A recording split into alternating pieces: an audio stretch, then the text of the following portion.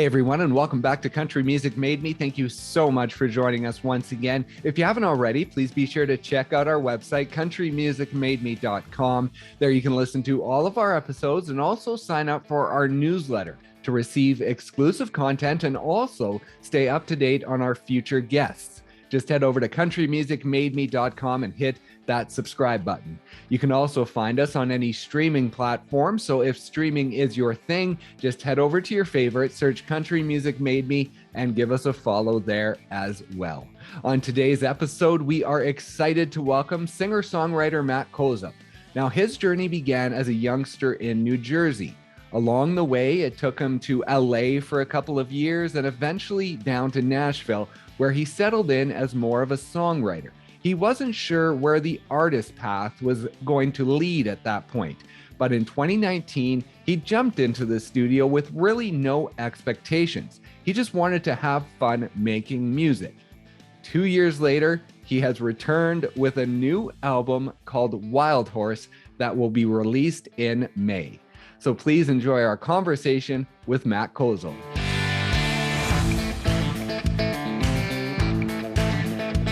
For you, your journey, it's one half family and one half music.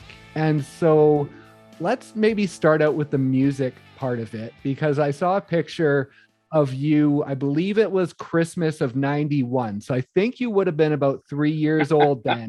And you had a little toy guitar that I presume you got for Christmas that year. And so talk about that moment and sort of your love of music already at that age. You know, it's funny. I was talking to my dad the other day about the very first guitar magazine he ever bought me. And it was a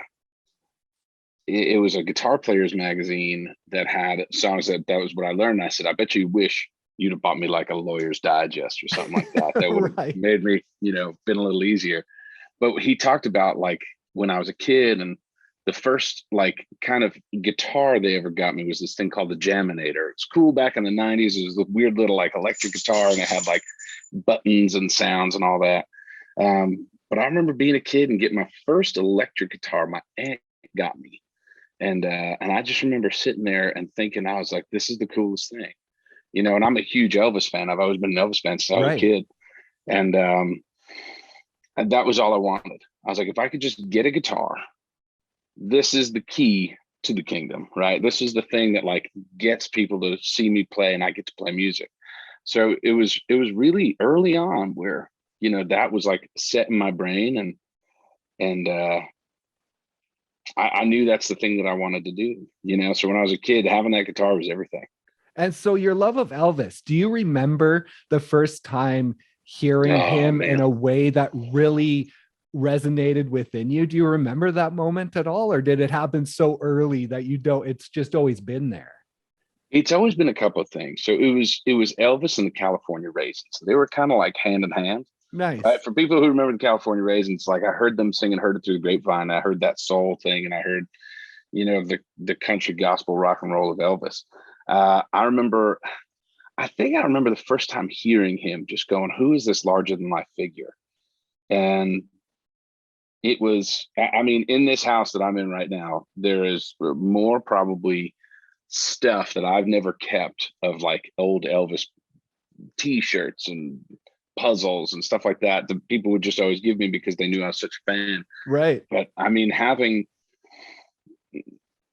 heard his voice and hearing what he did and seeing, I think that was the best part about Elvis, was just like watching how electric he was. You couldn't help but feel it. And then you heard his voice and you're like, man, this is cool. I was probably 3-4 years old, and it was awesome.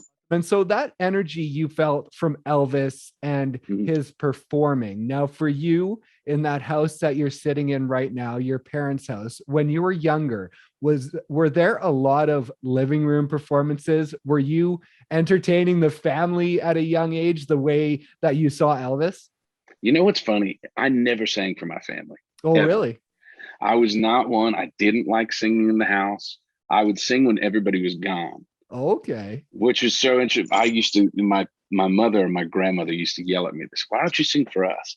I said, I don't know. I just it wasn't that I was embarrassed. It was just like, it was a thing that was for me.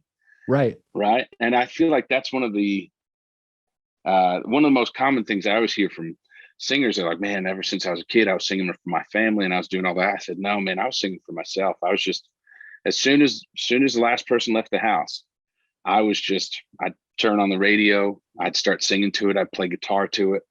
And it was almost like my private rehearsals as a kid. And actually a lot of them happened in this room, in this actual room. Wow, This that's awesome. this is my childhood room. Okay. That is when I moved, turned into a family office. And but a lot of my earliest memories of singing songs happened 4 feet that way.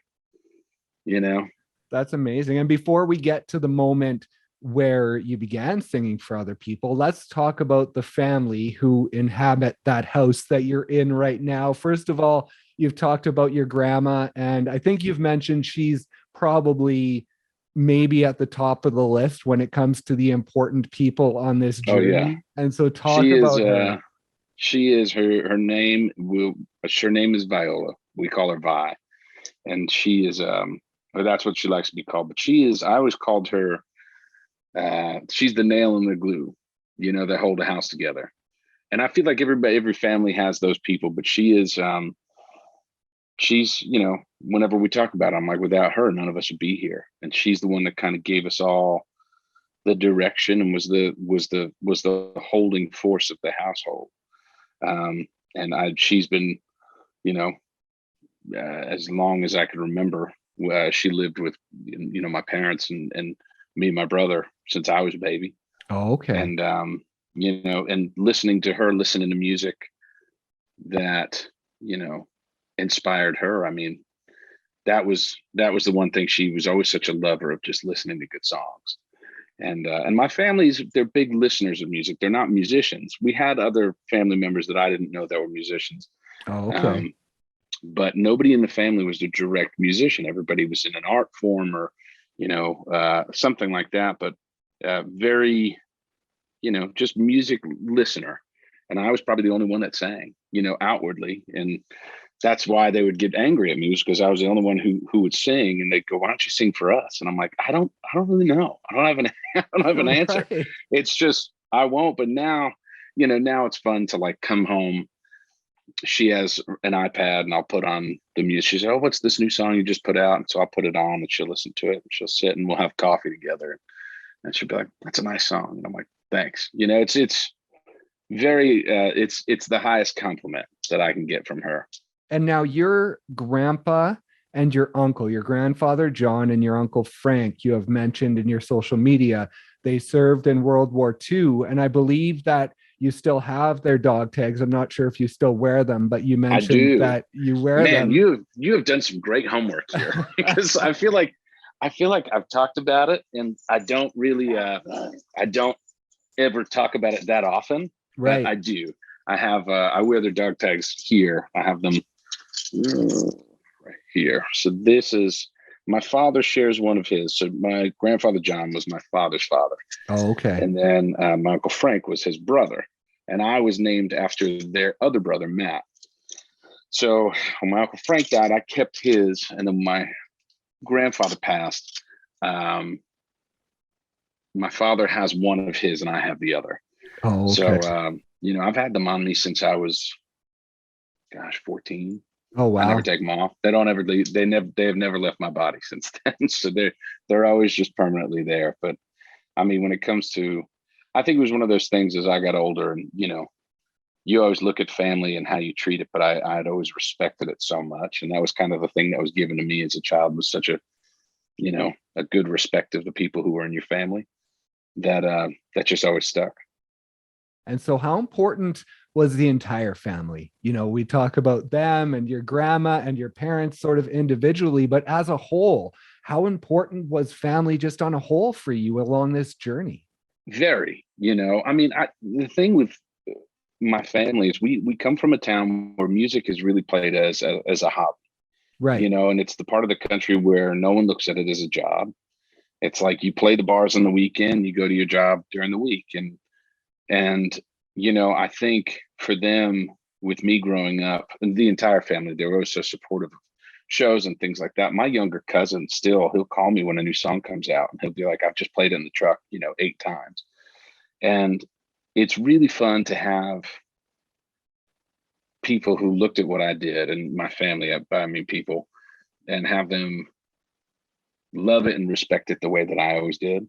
Right. It wasn't the norm. It's definitely never been the normal thing for, a kid from central New Jersey to be like, hey, I'm just gonna go off and play music all the time. But since I think my first show was at 14.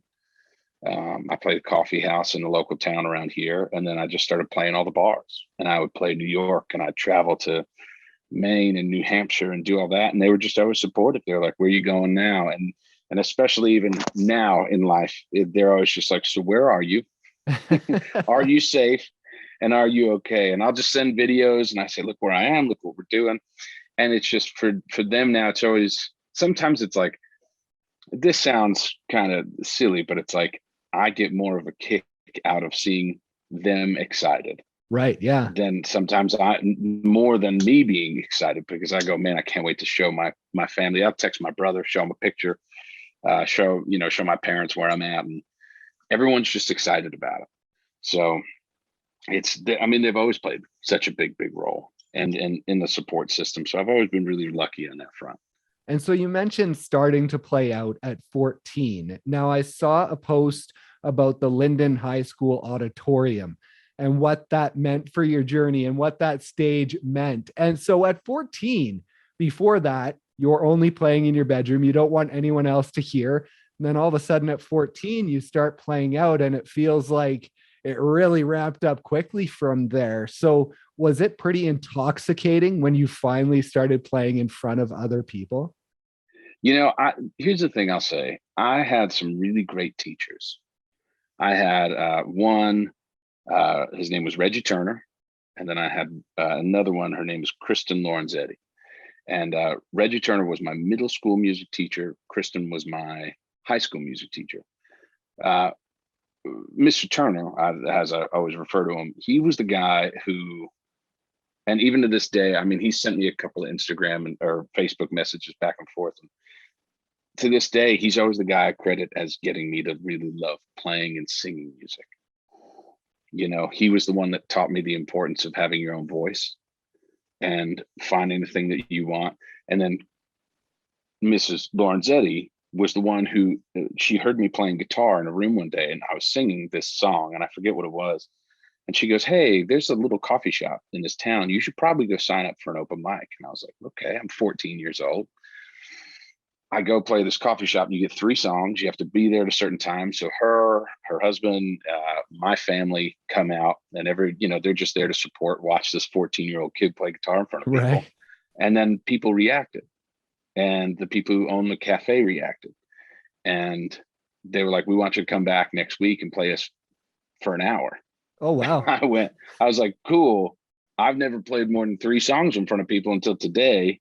Now I've got to come back in a week and play an hour's worth of music. Right. So it was exciting. Like, that was the thing, is I wasn't scared of it.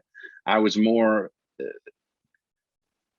I was just more eager to do it again. And then once I did that show, then I booked another show in another town close by for a month later, and they wanted an hour and a half's worth of music. And then it just kind of, from 14 through high school, playing in bands, and then getting out of high school, going into college, starting to play bars.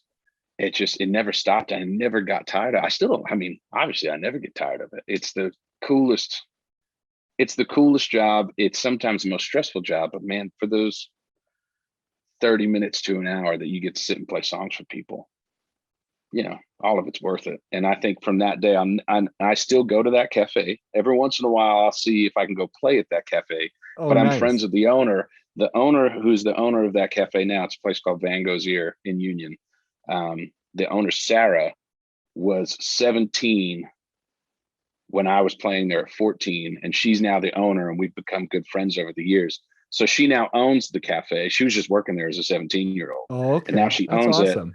And I just come and I hang out with, her and her brother, but it's always fun to like walk back into that room, and I'm like, cool, that's the exact spot. That was the very first place I ever played guitar for people.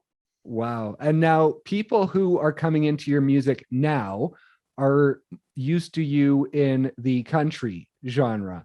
But back then, I read that you were part of the New Jersey All-State Choir singing Oh more yeah. classical music. And so Yeah. in the beginning of your journey there in high school and then the couple of years after, where was your music? What were you creating and playing? I feel like for the most part of my mid to late teens, into even in my early 20s, it was a mix. I mean, so I went to college and I studied vocal performance. So I was studying opera music.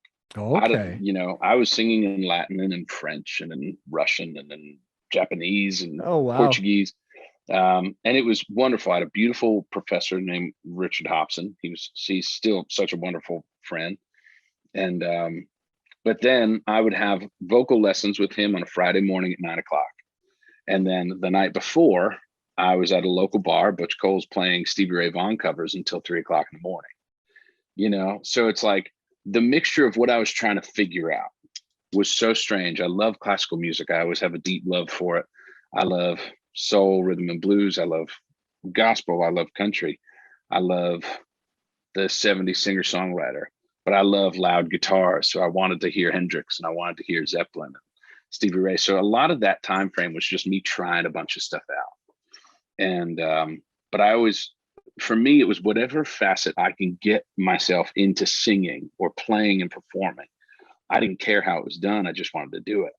So the classical thing was really it was kind of out of left field. The same teacher, Mrs. Lorenzetti, was the one who introduced me into the state choir world just to push myself. And it was Right. it was a really great lesson on don't rely on your talent, because there were so many kids who were so great and beautiful singers. And, it teaches you how to not be a big fish in a small pond. You know what I mean? Right. You instantly go from very big fish in a small pond to very small fish in a very large pond. And you have to work for it. And I had a really good friend in that, and one of those years of the choir that taught me that. He's like, hey, you cannot just rely on how talented you are. You have to really work. And it kind of set the motion of like, cool, if I want to do this, and I have to apply that to now everything. So every small show at a bar, every performance we had with the choir, I was really digging in, and I learned to love the work along with the performance. Right. And now I believe it was 2009, you had an EP, Good Man Down. You're the second one to bring this up. This cracks me up because yes, I did. Now, what was that? How did that come about, and sort of where did it come from? It was the first couple of songs that I wrote. I was 18, 19, somewhere around there. Okay. Maybe even younger than that. And I had my band that I traveled with, and we played the Jersey Shore, we played New York, we played bars locally, and I wanted to make a record. So I produced this, like, I think a 5-6 song record called Good Man Down. And it's funny, I can't believe people find this thing. It's, I thought it was one of those things that just disappeared into the internet, but look at me realizing that nothing on the internet ever goes away. Yeah, exactly. But that was my first like real introduction to putting music out and having people react to something. This was still back when you had MySpace, right? This is when you Right. had Pure Volume, which was something that I know locally we used a lot here in New Jersey for bands and things like that. But you had these outlets, and it was like, cool, I want to put music out and I want people to hear it. So I was like, okay, well, I have to make a record. Well, I'm, 17, 18, 19. I don't have any money to make a record. Right. And I had a little bit of recording gear and some knowledge. So I went and I did it myself. I took a bunch of microphones to my buddy's basement where he had his drums set up. I recorded the drums. I remember I sat in the basement of this house. We have a little room that I call my music room. And I sat probably for months. I learned what a extra large cup of coffee from Dunkin' Donuts looks like. Never even knew they made the cup, to be honest with you. I always just thought large is the largest size you can get. And they finally told me one night, they're like, Matt, you can get an extra large if you want. So I would sit and I would drink coffee after school and work or wherever I was going. Right. And I would just work on this record till 3, 4 o'clock in the morning and then get up and go to school because I was so excited for it to sound good. And as I listen back now, I go, man, all that work, you had no idea what you were doing, but at least you tried. But it was I had another really good lesson taught to me by a guy named Willie Wiest, and I believe he's still, maybe he was the sound engineer or the head sound engineer for the State Theater in New Jersey. And he was the one who taught me kind of about sound engineering a little bit. And he said, the one thing you should always learn is how to record, because, you want to be able to go into a studio and say what you want, not tell somebody or not have somebody tell you what you want. Right. Yeah. And so that's why I wanted to try to do it, that first record. And I mean, it's funny. I only thought like certain friends still had burned CDs of that in their car somewhere. I know there's probably a copy floating around this house somewhere. Yeah. I'm not handing it to anybody. It'll probably just be for me, but I'm sure there's one in this house I could find. That's awesome. And now your buddy Ryan, I saw that sort of a big moment you mentioned was in 2011. You guys were sitting in Santa Monica, and it was sort of around that time. I don't know if it was that exact moment, but it was around that time where he kind of gave you a talk like, if you want to do this, then do it, chase it, go after it. And so talk about his friendship, and especially in those days, what he meant for where you are now. Well, and it's funny, I was just on the phone with him right before we got on this call. Really? Just because I had some new news to tell him, and he still lives in Los Angeles, him and his wife and his two beautiful boys. He was my manager for a long time. I met him probably around 2010. He was in grad school at Wagner University, which is in Staten Island. Oh, okay. And I met him playing a show through another friend, and he was like, hey, I'm moving to California. I really love your music. We sat and had this meeting a couple of days after. He's like, I'd love to help manage you and try to get you, he was the first one. And I mean, we're only a couple of years apart, but he was hungry, and he wanted to work in music. And he's like, I love what you do. I want to help. So he moved to Los Angeles, and I started playing bars, collecting money just so I could fly out. And my first trip, he lived in like a weird little apartment, and I slept on a piece of foam in the corner of the room. Me and my suitcase. And this was my first time in LA, and I had my guitar and my suitcase, and I was like, all right, I'm here. Right. And I would drop him off at his job. I would take his car, and I would go to writing sessions. And we did that for a good long time, man. I mean, Ryan to me is still one of my best friends, and somebody who I love so much. He was the one who looked at me and said, don't pass on this, and I remember it's a silly moment, but he came to my parents' house for dinner one time, and they knew that we were working together. And he was like, guys, I hate to tell you this, but your son's really good, and I want to help him as long as that's okay. He was very respectful. I was a young kid from New Jersey. It's like they wanted me to go to school, find a job. And he was like, there's something so much cooler, and I know you want to do it. He always had this great phrase, if something scares you, run for it. Right. Because it's the only thing worth chasing at that point. And that's a lesson I've taken with me forever. If it's scary and it makes you uncomfortable, it's probably what you should be doing. And because it's exciting, and no one loves change, but sometimes that's the thing that needs to happen. And for years, I want to say probably until I was probably 20, 21, until like 26. I was basically just playing bars to collect money. I'd fly out. Then he was moving around, so I'd have different parts of the city that I can get to know and love. Right. So he was in Santa Monica at one point. He was in the Valley at one point. Then we were closer to the beach in Santa Monica. And I would go out there for a week, 2 weeks, sometimes a month, come home, play a bunch, get some more money, work some odd jobs, and then I'd just go back out and I'd write. So a lot of my early years of writing music and getting those bearings and grinding your teeth, I guess, were in those years of like 20 to 26, where it was nonstop flight, work, figure out your sound, fly back, play a few bars, work, fly back. So it was that for 6 straight years. And in between, I would travel with the band, whoever was playing with me at the time, from city to city. And we'd, tour to Chicago, tour to Nashville, go up to the Northeast. And play Philly, New York, all that. And, but yeah, I mean, had it not been for him, and I remember that day, his buddy Rob, his old roommate Rob, took that photo of us. We were sitting out having coffee and having this meeting about what we wanted to do that day. And it's a really cool, what's the word I want to use for that? It's like it's a really cool just moment in time where I remember looking at two guys who go, we've got so much to do in life and so much work that we want to accomplish. And I could look at that photo, and every time I see it, I just go, man, if we only knew that the words that we were saying would still resonate with us now. And it's still the thing that we want to do. And it's funny because people don't see those years. Right. You know, yeah, exactly. Like, especially when you're in Nashville, no one sees that time that you've put in the 10 years plus prior to. And it's really fun to have those as kind of those little blips of memories and go, yeah, no, we've been doing it for a while. So, but yeah, I was just on the phone with him, and every day he's excited, and he's in new work now. And he is still one of my best friends. And so growing up in New Jersey and then taking trips back and forth to see him in LA, when did Nashville come into the picture? Why did you decide to move there in the first place? Was it the songwriting that drew you there, like many of the artists who moved to Nashville? Yeah, I mean, so I toured there maybe once or twice early on in my 20s, and I had met a bunch of good people, kids who went to Belmont, and mainly none of them are there anymore.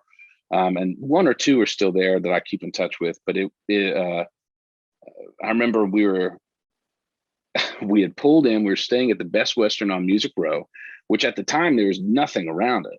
Right. And we went to this house that was behind it, and I met a bunch of these kids who are musicians. And the city was still very small. I mean, I think I saw one of the first shows at the OG Basement. Like, it had to be one of the first couple of years it was open. Oh, okay. And, you know, it was just really cool to see that community. And I went, I think this is where I'm supposed to be. And then over the next couple of years, I would go back and I'd do more writing trips. And I started to realize, I'm like, okay, these are the people that I resonate with. This is the community that I really enjoy. And I said, and I'm getting such a masterclass in writing that I've never had. LA works in a different wavelength, and they hustle, and it's hard. And they look at such high quality, like high quality and high performance sellable art. Right. And then for Nashville, it was, man, we want to get gritty, and we want to talk about things that might hurt. You know, we want to hear about the down days. We don't want to just make it sellable art. We just want to make it feel. And I think having the mix of those two things in my life, I was like, cool, I want it to be something that people enjoy, but I also want to be able to sit and really dig in to a lyric. And so when I moved there, finally, I moved there in 2015. And I had seen it years before that, but I finally made the move, and Anna and I had already had some really cool introductions to people who had been there for 20 years already. Right. And I just knew that when I got there, and I've said this to a bunch of people, they're like, what's writing like in Nashville? I said, it's the best masterclass college education you will ever have, as long as you just move there and put yourself in it. And you have to be willing to be wrong a lot. And I had a good buddy, writer, tell me, he was like, man, just we're sitting writing a song, and he just goes, dare to be wrong. And that was another, I mean, this was only maybe about 2 years ago, and I'm still learning. And he was like, man, just dare to be wrong, type anything. And I just went, another big gut punch of learning how to write songs. It's just, yeah, it's that community really made me go, okay, this is where you need to sit. And man, I'm real happy I did. And so early on in your journey in Nashville, you met your producer, Matthew, who you continue to work with to this day, and also Bree Kennedy, who has been a big part of this journey for you. And so how important have those two individuals been to where you are today, and the fact that you're still in Nashville? Well, yeah, I mean, these are the people that keep me there, you know. Matt Odmark, my producer, he is, both are my dearest friends. Matt, I met on my writing trip, the last writing trip I took into town before I moved, and we instantly hit it off. He is one of the members of a band called Jars of Clay. I Oh, didn't know okay. them as a kid, but after obviously meeting him, we had just hit it off as friends. And I finally start digging into, oh, these guys are Grammy winning musicians. But they've all become this great big family that I love so much. And through Matt, I met Bree, who we became instant collaborators, instant friends. And it was just without having to think about it, just probably one of the best choices in terms of learning how to write with someone who got you on the same level. And the interesting story about Bree and I is that we had known a lot of the same people in Los Angeles. And at the time that I was spending a lot of weeks and months there, they were telling her, because she was living there at the same time, hey, there's this guy Matt Koziol you got to write with. Oh, really? And we never met up there. We just happened to meet up in Nashville at the same time. And, her and I just started writing a lot together. And then we had a community of people around us, all our friends who we were writing with. And then Matt was producing records and hiring me as a guitar player, getting me involved in the Nashville recording scene. But those two it's funny. When I first moved to town, I said, hey, I'm just going to be a songwriter.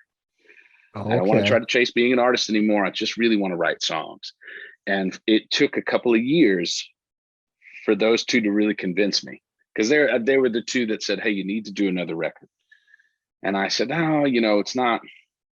I tried it once and I'd had fun trying to be an artist, but I said, I just don't know if it's for me anymore. Right. I loved singing for people and I loved the reaction that I got, but I was really trying to focus on writing the best songs that I could, all while still keeping my live performance thing up to par. I would play guitar for Bree and her band. Yeah. I would play for other people. I would play in studio, and then I would sing around town. I'd sing at hotels or, a local show that someone would ask me to play in.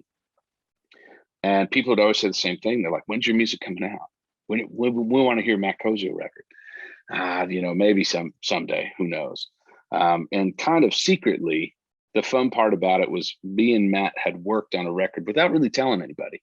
I was signed at the time, and I just, I'm still with Prescription Songs. Yeah. And they didn't even know. I didn't tell them I was making this record. We were just kind of going in and having fun. And people kept asking the same thing, when's your record coming out? I said, don't worry about it. And then finally I submitted the record to the publisher, and they were like, what's this? And I was like, it's a 10-song record. And they go, where did this come from? I said, been working on it for a while. So it's, those two, Bree and Matt, really, had it not been for the two of them, I don't think I would have learned nearly as much. I don't think I would have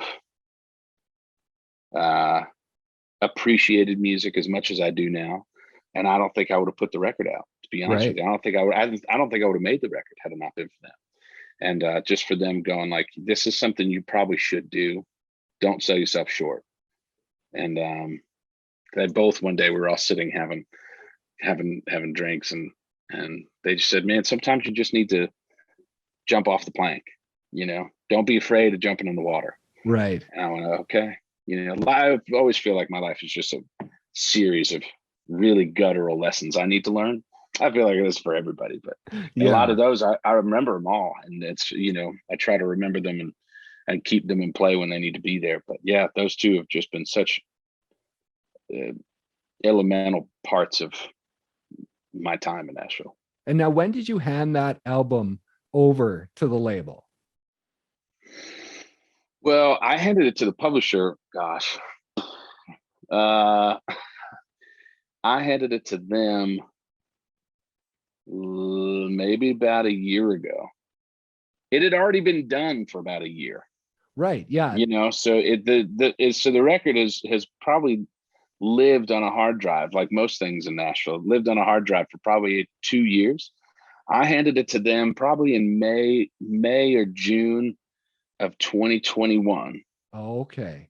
So throughout 2020, as you're thinking about jumping off and jumping into this artist thing, was there any point, or was there many points throughout 2020 where you were thinking, it's all this is happening, it's not worth it, there's too much going on? Or were you at that point focused on, no, I want to take this leap when the time is right?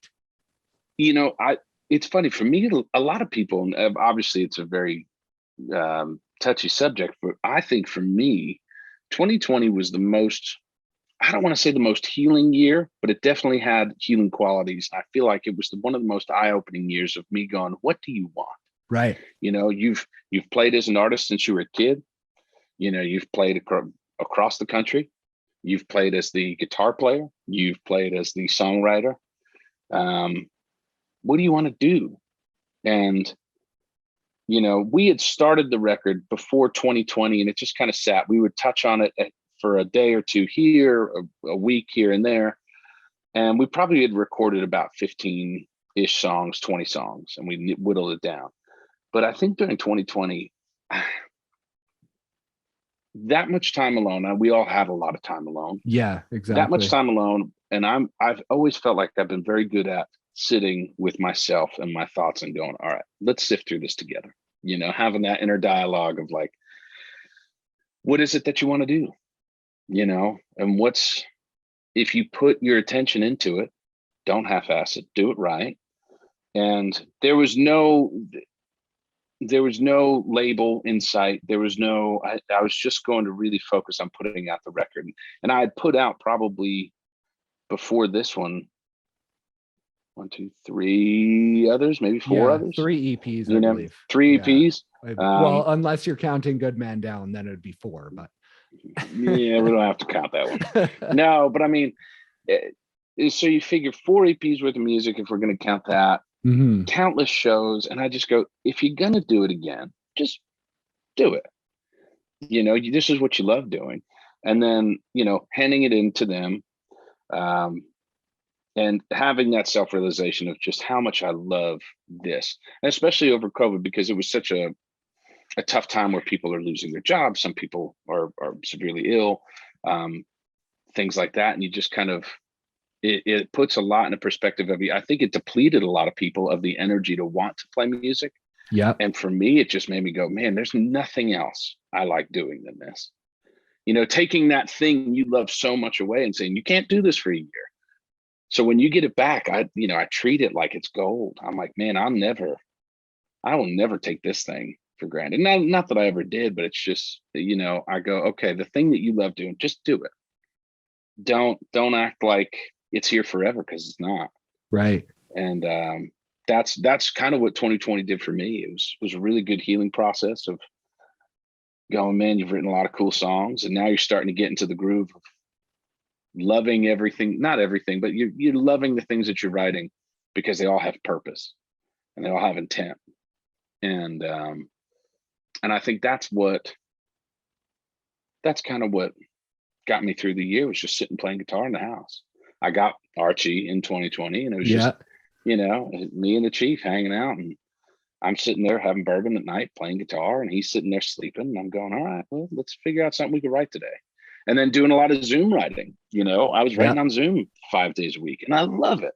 It's I always told other writers, I'm like, you're getting the best version of me today, because I'm in my house, I'm in my element. Right. And we would write these beautiful songs, and a lot of the songs probably for record number 2 or 3 are going to be those Zoom writes. Those writes where I was like, man, we're digging in, because I've got the dog, I've got coffee, I haven't even left my house. Who knows if I'm wearing pants at this time? No one knows. But I mean, I think I really tried to take advantage of COVID. It was such a hard time for everybody. I said, it would be a shame if I just let this be a time where I just did nothing. And I felt bad. And so I kind of focused myself and said, write as much as you can. Sift through those closets that you haven't sifted through in your brain in years, and finally get out the stuff that you needed to. So that way, this body of music that you're putting out, if it does well, you can have a backup of the next things to say. Right. Which I'm, at this point, I'm super glad I did. I'm super happy I did that, And so how does it feel at this point to have the album? What are we, about 2 months away from the release. Yeah. May, I think it's going to be released 20th. May 20th. And so how does it feel at this point to have had this journey since, the end of high school, and to finally be at a place where you're confident about releasing this music as an artist and sort of knowing more concrete what your path is? This is the way I can explain how it feels.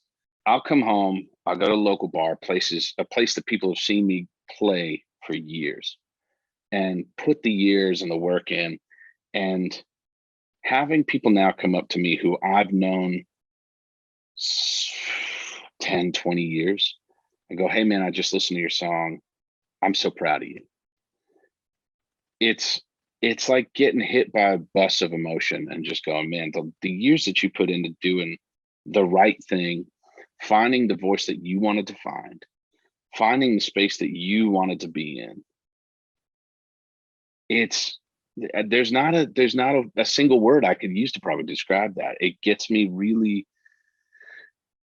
excited, obviously. Yep. I can't wait for people to hear this record in its entirety, because it was just so much fun to make. It was me and Matt sitting in a room, two people who are great friends, and going like, how much fun can we have making a record? Because I always feel like people making records with intent as opposed to just playing in the sandbox. Right. And that's what always made great records great, is you're hearing people just play and have fun. Jimmy Page had this great quote about Stairway to Heaven. He's like, I never played the solo the same way twice, because it was that moment. I had a really good take and I loved it. Right. Yeah. And that's how I felt about us making this record. The things that we did, I'm like, man, I can sing it like that twice, but I can't recreate that thing twice. And we got it, So I think I'm thoroughly excited for people to hear it. It makes me go, man, that work was all worth something. That's one of those feelings you can't recreate, is knowing that all the years that you've kind of, from this room, I kid you not, my childhood room, to being able to put out a record on a really cool label, and starting to see some of the fruit of that work over 10, 15 years. It's the one thing you always kind of hope for. And it's only step one.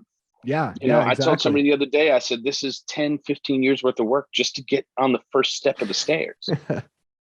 And I was like, and if you don't love it, then don't walk up the steps, man, because it's only going to get harder. Yeah. But I don't like anything else. So it's like, I couldn't imagine not doing it, So that's what it feels like for me, is like having that affirmation. It's just this abundance of emotion of like, man, that work you put in, those trips to sleeping on the floor in Ryan's apartment, not having any money and figuring out, well, I'm stuck in Los Angeles. How do I get home? Right. All those moments of utter panic. And then the other moments of playing guitar in front of people and having somebody cheer back and say that was the coolest thing they've ever heard. And it could have been in a room of 5 people. I don't care. If one person came up to me, said it was the coolest thing they ever heard, I've done my job. It made those years worth it.